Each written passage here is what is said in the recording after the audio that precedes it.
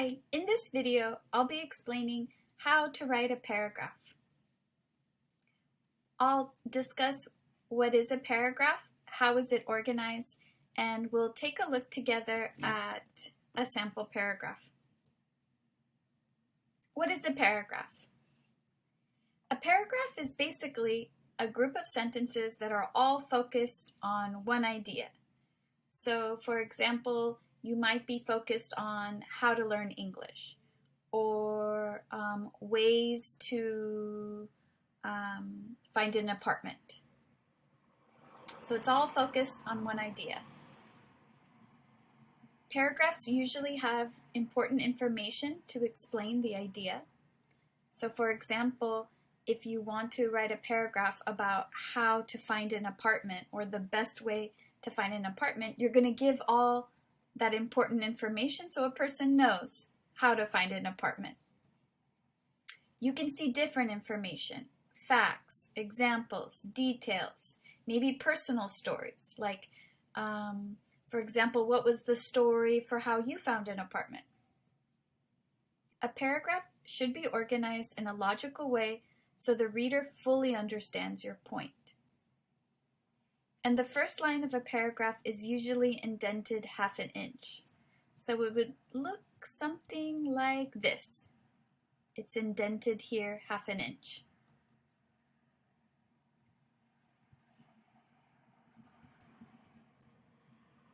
Okay, next I'm going to talk about how a paragraph is organized. Some people who are very visual might like to see it as a cheeseburger or a burger. At the top, you have your topic sentence. That's the top button. This basically states the topic and main idea of your paragraph, so what your paragraph is going to be about.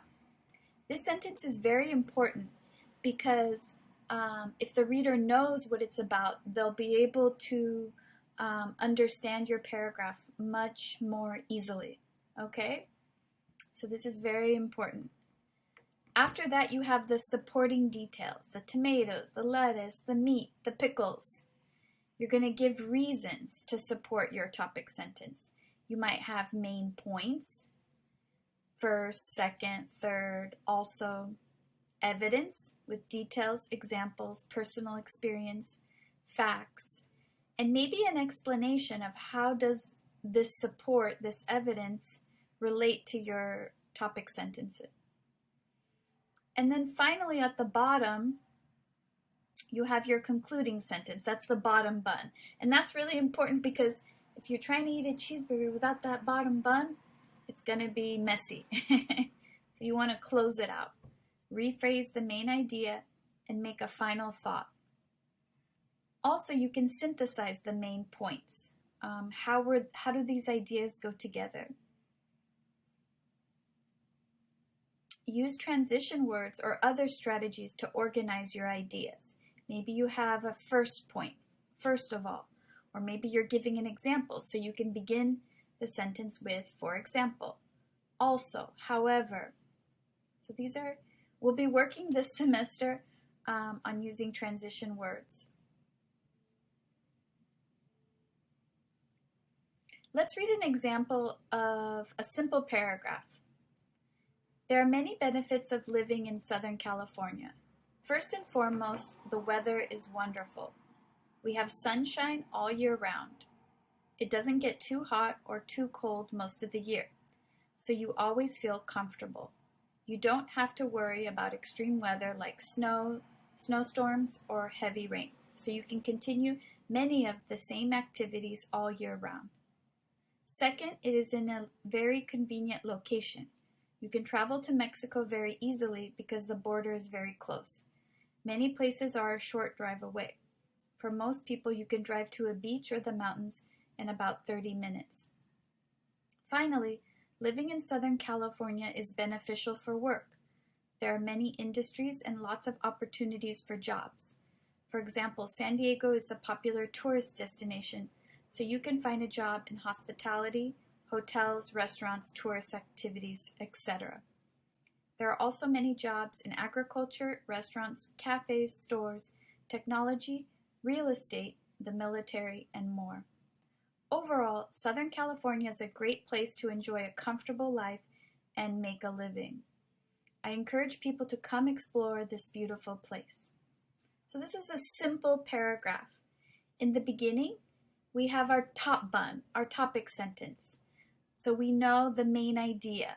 We know the reader knows what this paragraph is going to be about. It's going to talk about the benefits or advantages of living in Southern California, like San Diego. Then for our supporting sentences, the meat, the pickles, the lettuce, the tomatoes, basically we have three benefits. The weather, the convenient location, and work. So those are the three main points. And to organize the paragraph, there are transition words.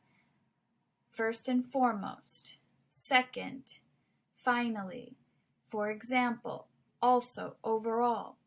So transitions can help the reader see how you're organizing your ideas. In our class, we'll be writing a paragraph about the disadvantages of living in Southern California to practice. So if you're not able to come to class, I recommend taking out a piece of paper, looking at this example, and practicing. And we'll be practicing in class together with your classmates. There are different types of paragraphs. It could be a story where you explain the most important day of your life, or a process like how to find an apartment. It can be descriptive, like maybe you're describing where you grew up. Maybe comparison, you can compare your hometown to where you live now. Advantages and disadvantages, problem, solution, cause and effect, and more. So there's many different types of organization for paragraphs. Why write paragraphs, or why learn to write a paragraph? There are many different types of writing. But paragraphs are very common. We see them on the internet, you see them in books. They all have a beginning, middle, and end. Okay, so it's good to practice this type of organization because you learn how to organize something, and then when you need to write something, you have a format to follow. It's also a great way to practice your English and learn to organize ideas logically. Okay, so I look forward to working with all of you to learn and practice how to write a paragraph. In this class, ESL 105,